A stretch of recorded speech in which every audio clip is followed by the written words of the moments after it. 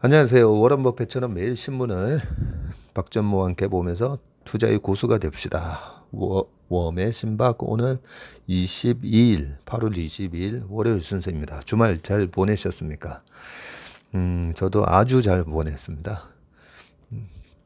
예, 어, 여러 가지 일들이 많았습니다. 축구도 하고, 저희 딸이 이제 방학이라서 들어와 있는데, 남자친구 데려와서 같이 식사도 하고, 그리고 제가 빼놓을 수 없는 또 신문 보는 거, 네, 조용히 이제 집 앞에 있는 스타벅스 가서 신문을 한 2시간 정도 이렇게 여유 있게 정독하는 그 재미가 있습니다.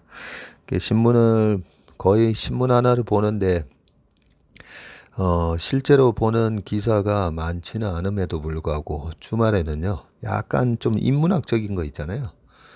그런 거 이래저래 보다 보면 계속 꼬리에 꼬리를 물고 막 들어갑니다. 그러다가 주말에는 예전에 이제 설민석 선생님, 왠지 선생님 같아요. 1년, 2년 전, 최근에 이제 방송 활동을 못하고 계시지만, 1년, 2년 전에 뭐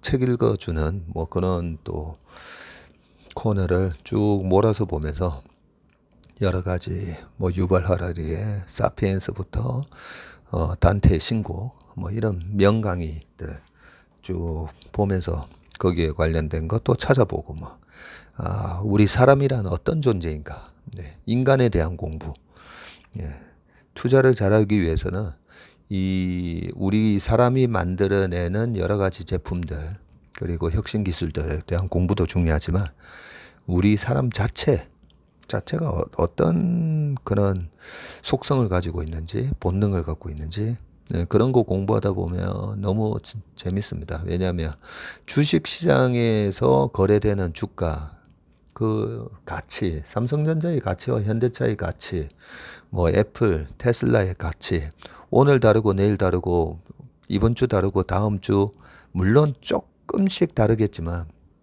주가 움직이듯이 저렇게 바뀌지는 않잖아요. 그러면 왜 가격이 저렇게 40% 50%씩 가치는 그렇게 변하지 않을 건데 주가가 곧 시가총액이니까요. 왜 사람들은 저런 가격에서 저렇게 매매를 할까? 그 사람의 여러 가지 동물적인 본능이라든지 그 동물한테는 없는 또 인간만의 또 속성도 있고요. 그런 거를 이제 공부를 하다 보면 참 재밌는데 그게 이제 주말에 신문을 쭉 보면서 특히나 이제 주말에는 경제 뉴스보다는 그런 사람에 관한 여러 가지 칼럼들이나 그런 거 많이 찾아보는 재미로 공부를 합니다. 네, 오늘 기사 한 5가지 되는데요.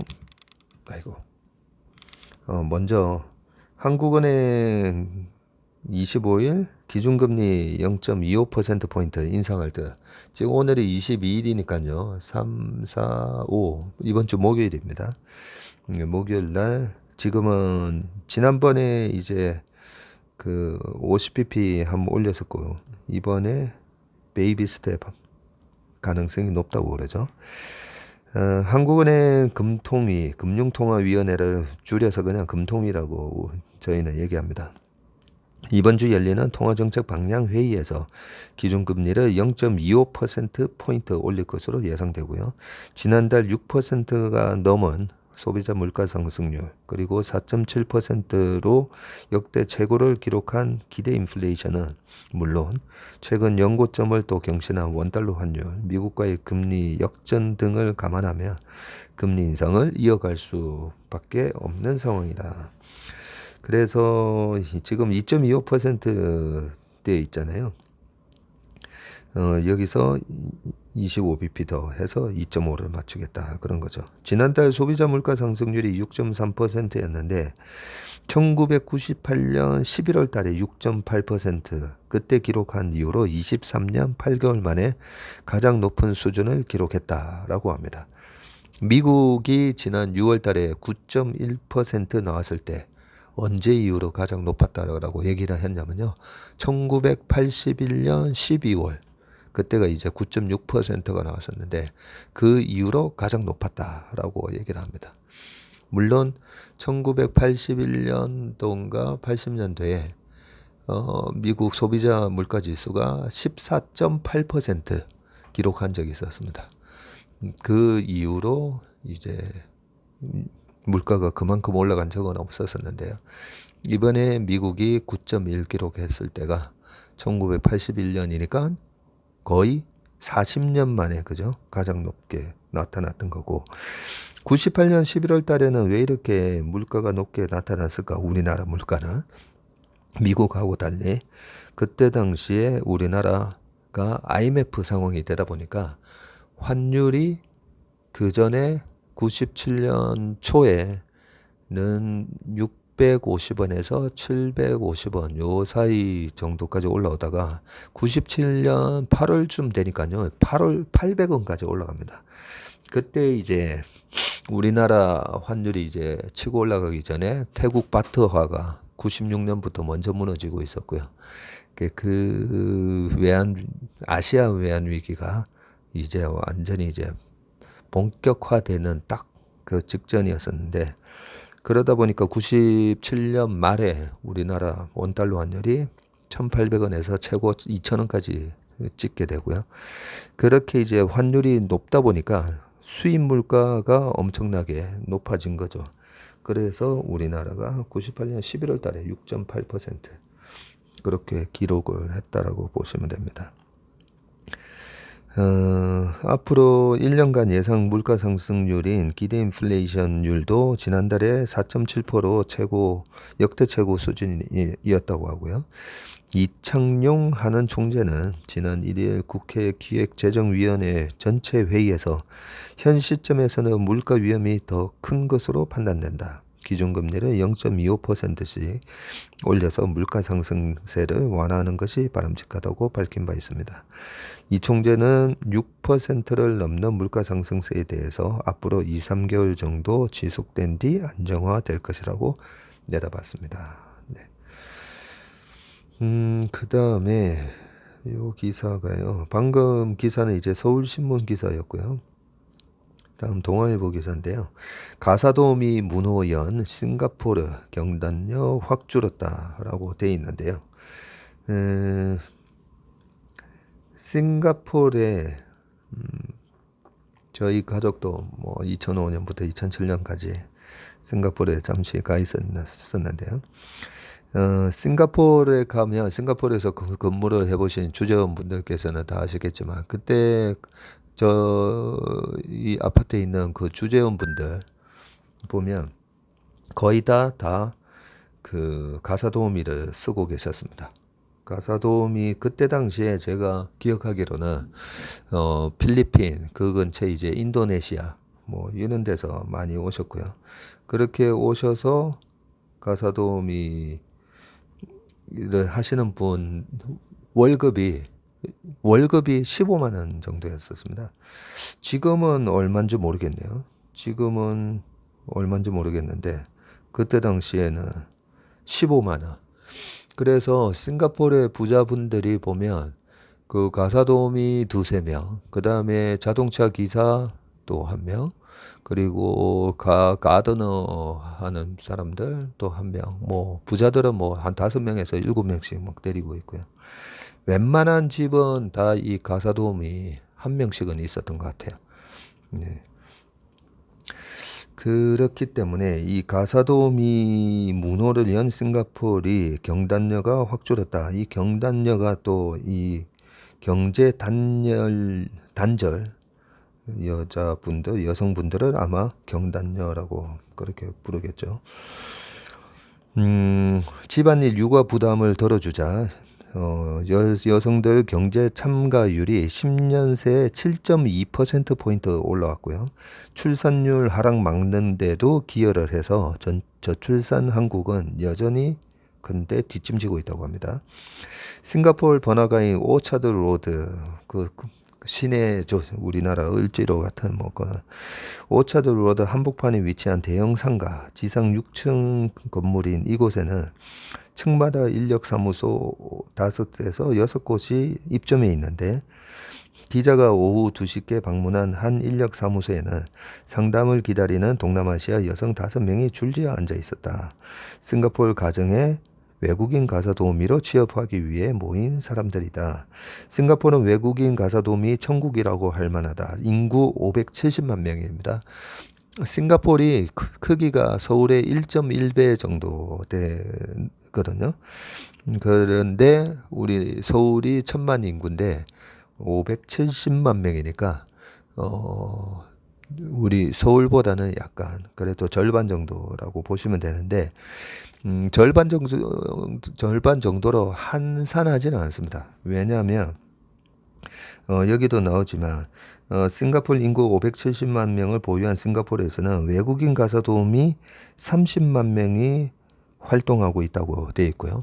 싱가포르이 관광 국가잖아요. 또 관광객이 엄청 많습니다. 제가 지금 벌써 이제 뭐 15년이 넘다 보니까 1년에 관광객이 제가 그때 당시 기억하기로 지금 인구도 좀 늘었네요. 보니까 인구가 500만 명이면 와 있는 항상 그 관광객들이 너무 많이 들어오다 보니까 관광객만 거의 매일 그 싱가포르에 와 있는 관광객이 또 한 300만 되겠구나 뭐 이런 생각을 했었거든요. 그래서 싱가포르에 가보면 되게 바글바글 하잖아요. 관광객이 굉장히 많이 들어와서 실제로 570만 명에 비해서는 인구 이렇게 밀집도가 높다, 이렇게 보시면 될 것 같고요. 싱가포르 전체가 139만 가구라고 합니다. 139만 가구. 인점을 감안하면 5가구 중 1가구꼴로 외국인 가사 도우미를 쓰고 있는 셈이다. 139만 가구인데 30만 가사 도우미가 들어와 있으니까 5가구 중 1가구꼴 쓰고 있다는 거죠. 싱가포르에서 만난 워킹맘 A씨는 싱가포르에 거주하는 부부들은 기본적으로 육아 노동에서 해방돼 있다면서 대개 외국인 가사 도우미들이 개인 가정에 입주하면서 육아와 가사 노동을 전담해 준다고 말했습니다. 싱가포르는 여성의 경제활동 참여율이 높고 저출산 고령화 추세에 대비하기 위해서 1978년도에 외국인 가사 근로자 제도를 도입을 했는데요. 제도 도입 당시에 1.79명이었던 싱가포르 합계 출산율이 10년 후에 1988년 되니까 1.96명으로 올라가기도 했고요. 저렴한 비용으로 여성의 육아 부담을 덜어주는 만큼 저출생 대응책으로 외국인 가사 도우미 활용 제도를 충분히 검토해야 한다는 주장이 제기되고 있습니다. 현재 30만 명가량이 싱가포르에 체류 중인데 2011년 20만 명 수준에서 지금 50%가량 불어났다고 합니다. 야, 그때보다도 또 더 늘어났네요. 이 제도를 운영 중인 싱가포르에서 여성 경제 활동 참가율은 최근 10년 동안에 7.2%포인트 증가했는데요. 싱가포르 인력부 통계에 따르면 2011년 57%였던 여성의 경제 활동 참가율은 지난해에 64.2%로 부쩍 늘었다고 합니다.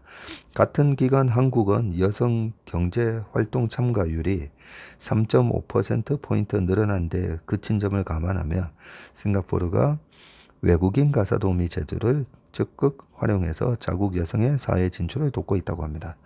김용춘 정경련 고용정책팀장님이 맞벌이 부부들이 외국 인력을 통해서 저렴한 비용으로 가사 육아 노동에서 해방될 수 있다면 여성의 경력 단절과 저출생 대응에 긍정적 효과를 볼 것이라고 진단했습니다. 특히 세계 꼴찌 수준의 합계 출산율 0.81명입니다. 우리나라가 지금 이거는 정말 너무 심각한 문제입니다.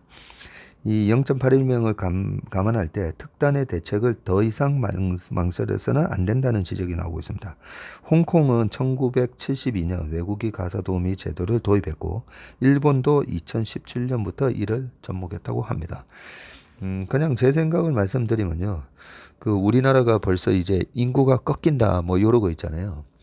그런 차원으로 보면 계속 제가 우리 중국 동포분들 소위 말해서 우리가 조선족이라고 부르는 중국 동포분들 한국에 많이 들어오시는 그런 부분이 우리가 이 저출산에 있어서 이민을 통해서 이렇게 인구를 유지하는 그런 효과가 있다고 말씀드렸잖아요. 그죠? 뭐 탈북자 분들도 마찬가지고 우리가 좀 오히려 아이를 낳지 않는 그런 부분에서 인구를 유지시켜주고 그분들도 다 한국에서 일해서 다 그 국민연금이랑 뭐 건강보험료 다 내시거든요. 그래서 너무 나쁘게 보시면 안 됩니다라고 말씀드렸는데 그런 차원에서 저는 이 가사도우미 이런 부분을 적극적으로 좀 긍정적으로 생각해도 되지 않나? 뭐 그런 생각입니다. 그 다음에 중간재 독립 요 기사가 매일경제 기사인데요. 지금 이제 이번에 한중 수교 30년 되는 때잖아요. 중간재 독립 중 K 소비재로 위기 돌파 MT 리포트 위기의 차이나 드림이라고 돼 있으면서 오는 8월 24일 수교 30주년을 맞는 한국과 중국의 경제적 상생 관계가 시험대에 올랐다.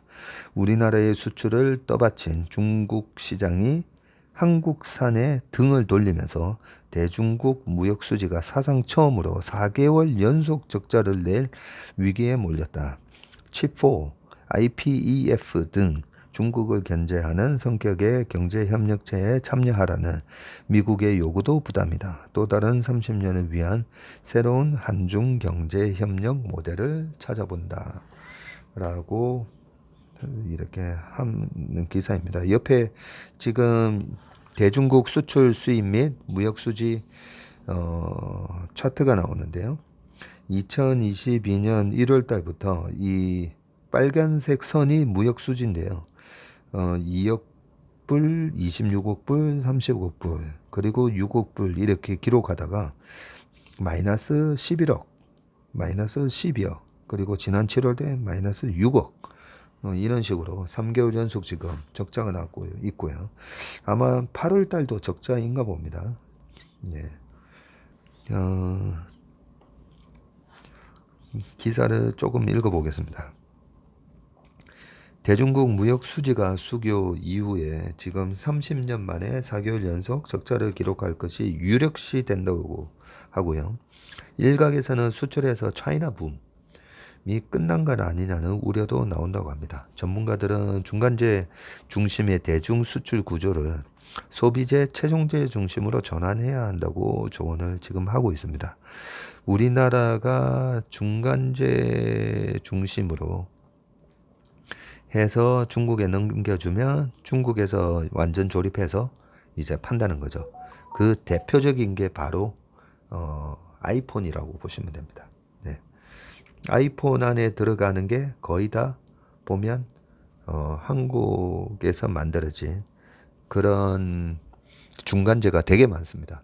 아이폰 안에 들어가는 반도체, 아이폰에 들어가는 디스플레이, 그리고 아이폰에 들어가는 LG노텍에서 그 여러 가지 아이폰의 카메라 모듈 뭐 이런 거 많이 공급한다고 했잖아요. 그런 측면에서 삼성전기나 LG노텍도 하고 있고 몇 회사에서 하는 뭐 MLCC 이런 것들은 그런 것들을 이제 중국에다가 수출을 하고 중국이 이제 거기서 완전 그 최종 소비재를 만들어서 수출을 하다 보니까 우리가 중간재 중심의 대중 수출 구조를 소비재는 말 그대로 뭐 중국에서 오리온 초코파이 같은 거 뭐 팔게 되면 그게 이제 최종 소비재가 되는 거죠. 그리고 한때 중국에서 그 삼성전자 핸드폰 시장 점유율이 10년 전에 24%까지 갔었다 했잖아요. 근데 지금 이제 0.8%고 한때 10년 전에 차화정 장세가 한창 잘 나갈 때도 그 중국에서 이제 북경 현대를 비롯해서 한국 차의 시장 점유율이 꽤 높게 갔었는데 지금 자동차도 이제 사실 잘 안 팔리고 있거든요. 그런 면에 있어서 최종 소비재나 최종재 중심의 전환을 해야 된다 이런 얘기죠. 근데 그 뭐 묘안이 있는 건지 당연히 이제 좀 그렇게 가면 좋은 건데요. 한번 읽어볼게요. 지금 5월부터 7월까지 석 달 동안 지금 누적 적자가 한 4조 원 정도 되고요. 28억 9천만 달러 정도 됩니다. 8월 달에도 지금 8월 10일까지 무역 수지도 8억 9천만 달러, 거의 1조 정도 또 적자를 보이고 있다고 합니다. 최근 대중 무역 수지가 적자를 기록한 주된 이유가 중국의 코로나19 봉쇄 정책에 따른 수요 둔화고요. 봉쇄가 집중된 지난 2분기 중국의 GDP는 전기 대비 0.4% 성장하는 데 그쳤고요. 1분기 성장률이 전기 대비 4.8%를 기록한 것과 비교하면 10분의 1 수준에 그쳤고요. 1분기에 이제 4.8 기록했는데 0.4밖에 기록 안 했으니까요. 중국산 원자재 가격이 급등한 것도 영향을 줬다고 합니다. 2차 전지의 핵심 원자재인 리튬이 대표적인 케이스인데 리튬 가격이 지난해 1kg당 100위안에서 이달 18일 날 464.5위안으로 4배 넘게 올랐네요. 와. 그러나 가장 큰 문제는 쌍순환으로 대표되는 중국 정부의 내수 강화 정책. 으로서 수입에 의존하던 중간재를 자국 제품으로 대체하는 효과를 냈다고 합니다. 반도체 등 첨단 산업 육성을 위해 국산화를 추진하는 것도 한국 수출에 악영향을 주고 있다고 합니다. 무역협회에 따르면 중국의 반도체 제조용 장비 국산화율은 지난해 말 21%에서 올 상반기 32%로 상승을 했고요. 이에 상반기 대중 반도체 제조용 장비 수출이 전년 동기 대비해서 51.9%나 감소했다고 합니다. 이는 30년간 유지된 한국이 중간재를 중국에 수출하고 중국이 완제품을 세계 판다는 양국의 무역 구조가 깨질 가능성을 시사하고 있다고 합니다. 정인교 인하대 교수님이 우리가 중국에 중간재를 보내 미국에 수출하는 구조가 작동이 안 되고 있다고 지금 지적을 합니다. 미국이 주도하는 공급망 동맹에 참여하는 것이 대중 수출에 악영향을 줄 우려도 있습니다. 미국은 IPF와 칩4 동맹 인원 협력 강화를 통해서 글로벌 밸류체인에서 중국 비중을 낮추는 정책을 지금 펴고 있는데요. 정부는 중국의 반발에도 미국이 요구하는 이들 협의체 참여를 적극적으로 검토 중이고요. 중국에 대한 과도한 의존에서 벗어나서 수출 시장의 다변화가 필요하다는 게 정부의 인식이다라고 되어 있습니다. 계속 이 중국 얘기를 좀 해볼게요. 네. 적자로 뒤집힌 30년 교역, 중국 소비장 의존도 낮춘다라고 되어 있는 요 기사는요. 서울경제 기사인데요. 기로에선 한중수교 30년에서 지금 넉 달째 적자로 고착화 가능성, 중국산 소재 등 수입이 30%에 달하고 있고요. 이달 중순 찾은 중국 푸젠성 푸조시에 위치한 BOE의 중소형 유기 발광 다이오드 OLED죠. 이 OLED 공장에서 BOE는 도약을 위한 분기점에 지금 써 있다고 합니다. 애플 아이폰 13부터 OLED 패널 공급사로 이름을 올렸기 때문이다 라고 되어 있네요. 22여 년 전만 해도 글로벌 기업의 하청업체 수준에 불과했던 BOE는 이제 삼성, LG 디스플레이가 양분하던 OLED 패널 시장에 균열을 낼 만큼 커졌다고 합니다. 여기에 우리도 한몫을 했다고 합니다. BOE가 2003년 하이디스, 옛날에 현대전자, 인수한 데다가 한국인 엔지니어를 영입해서 기술이 일취월장해졌기 때문입니다. 이 회사 관계자는 이미 우리는 디스플레이 세계 1위 업체라면서 의기양양했습니다. 그때 이제 IMF가 지나고 나고, 그리고 당시에 이제 카드 사태가 터지게 되죠. 2003년도. 그러면서 LG그룹이 휘청거리게 되고, LG증권뿐만 아니라 LG카드가 망하게 됩니다. 그 LG증권이 팔려서 지금 NH투자증권이 돼 있습니다. 그 전에 이제 우리투자증권, 우리은행에서 이제 인수해 가지고요. 그렇게 됐었고, LG카드는 신한카드에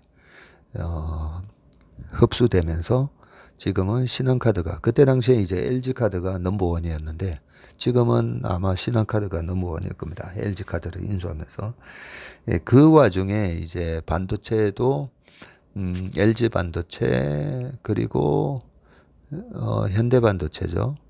를 이제 합병시키게 되고, 그리고 그때 이제 현대전자가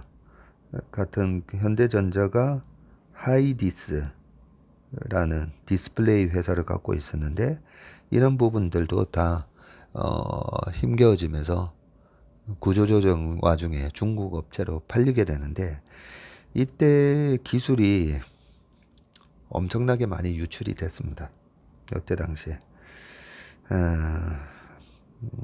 뭐 안타까운 면은 있지만 지나가는 일이고요. 그 뒤에 좀 읽어볼게요. BOE가 성장 스토리는 중국 기술 굴기의 생생한 표본으로 꼽히는데요. 중국은 1992년 한국 수교 이후에 30년 동안 우리나라 외화벌이의 전진 생산기지 역할을 했지만, 이제는 핵심 산업에서 한국을 속속 제치고 있다고 합니다. 그 결과 줄곧 흑자였던 대중무역도 올 들어 8월까지 지금 넉 달 연속 적자를 맞게 되는. 적자가 나는 구체적인 이유를 요 기사에서는 그런 하이디스 같은 케이스를 얘기를 잘 해주고 있습니다. 주요 업종이 모두 중국과 경합관계에 있는 만큼 사실상 대중무역 대책에 다를 바가 없다. 이미 우리의 중국산 소재 부품 장비 수입 의존도는 전체의 29.5%나 된다. 2012년과 비교하면 무려 5%포인트 높아졌다. 우리의 중간재 수출은 중국의 기술 자립으로 눈에 띄게 줄고, 중국산 소부장 의존은 오히려 커져서 심각한 상황이 됐다는 거죠. 우리가 뭐 배터리 같은 경우도 마찬가지고요. 그 배터리에 들어가는 히토류에서 생산되는 그 양극화 물질의 주요 그런 소재들이 그 중국에서 뭐 90% 이상 뭐 들어온다 뭐 이러잖아요. 예, 그러다 보니까 지금 이렇게 대중무역 수지가 적자로 돌아서, 중국이 이제 어마어마한 이제 소비 시장이 됐기 때문에 이 소비 시장에 어쨌든 그 최종 소비재로 좀 이렇게 뚫지 않으면 이런 지금 대중무역 수지 적자의 구조가 이 구조적으로 그냥 해결되지 않는 문제가 될 수 있다. 뭐 이런 얘기를 지금 하고 있습니다. 산업계 한 관계자가 국산 중간재가 들어간 완제품을 중국에 수출하는 분업 구조가 끝나가고 있음이 대중무역 적자로 수면 위로 드러난 것이라고 하면서, 우리 정부도 중국 소부장 의존도를 낮출 방안이 있는지 집중적으로 들여다보고 있는 것으로 알고 있다라고 합니다. 김현욱 KDI 국제대학원 교수는 신냉전 격변기에 한중 관계의 재정립이 필수라면서 핵심 기술에 대한 투자와 기업 성장을 막는 규제 철폐가 시급하다고 조언을 했습니다. 그리고요, 이데일리 기사에 배터리 특위 신설 탈중국 플랜을 세워라 라고 되어 있습니다. 방금 이제 말씀드렸던 그 부분에 있어서 배터리 얘기를 제가 말씀드렸었는데요. 서정대 자동차학과 박철환 교수님이 쓴 기사인데요. 미국 인플레 감축법의 위기에 직면했고요. 양극재 핵심 소재 95%가 중국에 지금 의존을 하고 있는데 기초연구 재정립 제도 혁신 시급하고요. 정부 컨트롤 타워 세워서 대응해야 한다라고 되어 있습니다. 그러면서 이제 배터리 업체별 글로벌 시장 점유율 나오는데 여러 번 소개해 드렸죠. 지금 2차 전지 배터리 1등은 CATL입니다. CATL이 34.8% 시장 점유를 하고 있고요. 2등이 LG 에너지 솔루션 14.4%. 그리고 3등은 우리나라 SDI가 아닙니다. SK 에너지 솔루션 아니고요. BYD가 11.8%. 그리고 4등이 9.6%인 파나소닉, 5등이 SK온, 6등이 4.9%, 삼성 SDI. 이렇게 돼 있기 때문에 이제는 우리나라 업체 다 합쳐봐야 26% 정도 됩니다. CATL 하나도 안 되네요, 보니까.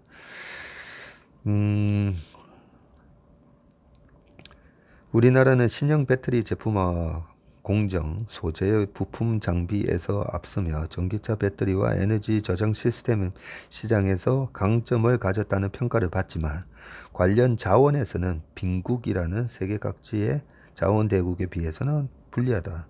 중국 외 전기차 시장에서 높은 시장 점유율을 차지하고 있어 타격이 작아 보일 뿐 실상을 들여다보면 사상 누각 우려가 적지 않다. 이는 5, 6년 전 제기된 우려 상황이 나아지지 않고 오히려 악화의 일로를 걷고 있는 SMS에 따른 것이다. 있는데 이게 뭐 오타가 있었나요? 우선 중간재의 중국 의존도 문제는 더 지금 심화되고 있고요. 국내 기업이 주력하는 니켈, 코발트, 망간, NCM이죠. NCM. 예. 삼원계 배터리 양극 활물질 전구체의 중국 의존도는 95% 이상인데 수입 할당 관세를 유예하며 수입 비중이 더 커질 우려가 있었다. 거기다가 이제 인플레이션 감축법을 맞이해서 타격이 더 커질 수 있다는 우려가 지금 있고요. 5, 6년 전부터 우리의 목소리가 높았던 기초연구 부족, 생태계 부재, 자원 부족 등 산무 상황도 개선된 바가 없다고 합니다. 이런 상황에서 우리나라는 기초 및 소재 기술력을 갖춘 일본과 다양한 배터리 밸류 체인을 갖춘 중국 사이에 낀 채 미국과 유럽의 추격까지 받는 상황에 지금 놓여 있다고 합니다. 네. 그 정도로 조금 지금 심각합니다. 또 다른 기사도 지금 이게 한중 수교 30주년에 관한 기사인데요. 국민일보 기사. 요 기사를 이제 마지막 기사입니다. 한중 수교 30주년 하면 계속 이 중국과 관련된 기사가 나올 것 같아서 아예 그냥 묶음으로 다 여기저기서 발췌해 왔습니다. 국민일보 기사에는 한중 수교 30주년 일지가 쭉 지금 표에 적혀 있습니다. 보시면 1992년 8월 24일 날 베이징에서 한중 수교 공동성명에 서명을 하게 됩니다. 네. 그리고 이 한중 수교를 맺으면서 대만과의 수교가 이제 단절이 되죠. 그래서 제가 참 대만과의 수교는 그 전에 단절됐나요? 91년에서 92년. 네, 제가 어학연수가 있을 때 그 대만 친구가 있었는데 그 대만 친구가 한국이 지도상에 어디 있는지 나는 잘 몰라라고 얘기를 하길래 아니 어떻게 여기가 일본이고 중국이고 대만이 여기 있고 한국이 여기 있는데 어떻게 한국이 여기 있는 걸 모르냐 했더니 막 모른다는 거예요.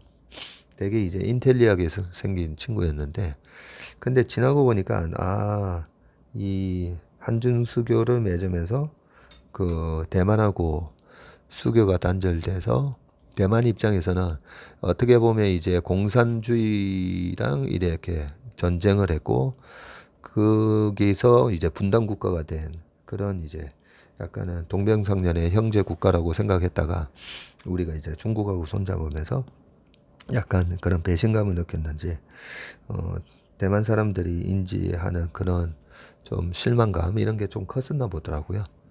그래서 나중에는 그 친구가 왜 한국이 어디 있는지 모르겠다라고 했는지를 좀 알게 됐었습니다.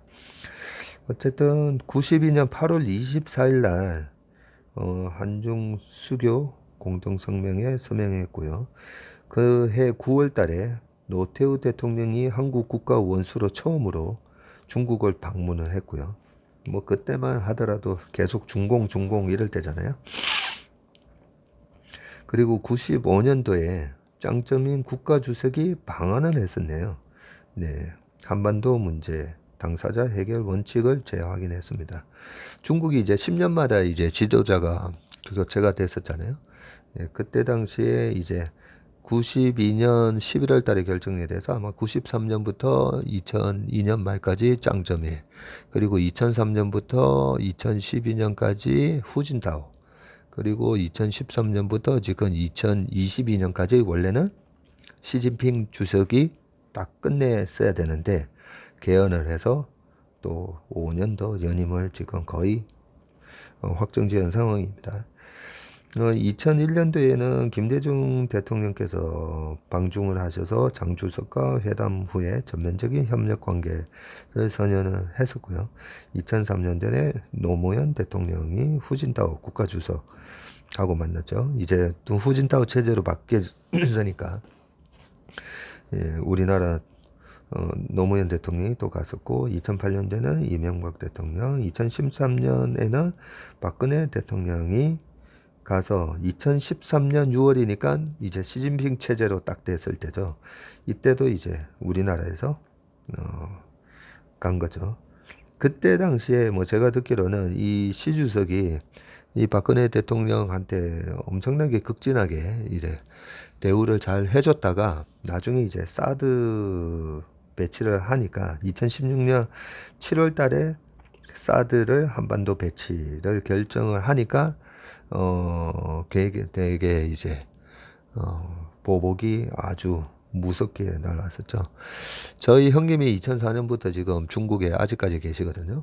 예, 저희 형님한테 제가 배운 게 우리나라는 우리나라의 그 어떤 국민성에 있어서 큰 그 심리적인 정신적인 핵심 키워드는 정이라면 중국은 의리라고 합니다. 의리.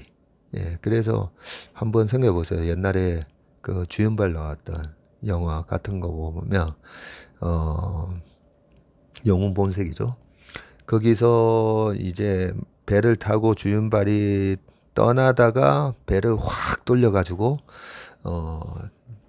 장구경을 구하러 가는 그런 장면을, 그게 이제 중국의 정서에서 가장 중요한 부분이 의리라고 합니다. 의리.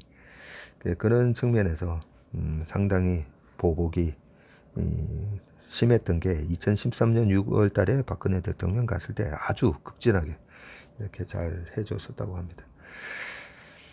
그 이후에 2017년도에 문재인 대통령이 국빈 방문을 했었고요. 그리고 2021년도 10월 달에는 중국에서 요소 수출 중단, 요소수 품귀 사태가 발생했었고 올해 30周년이 되는 해입니다.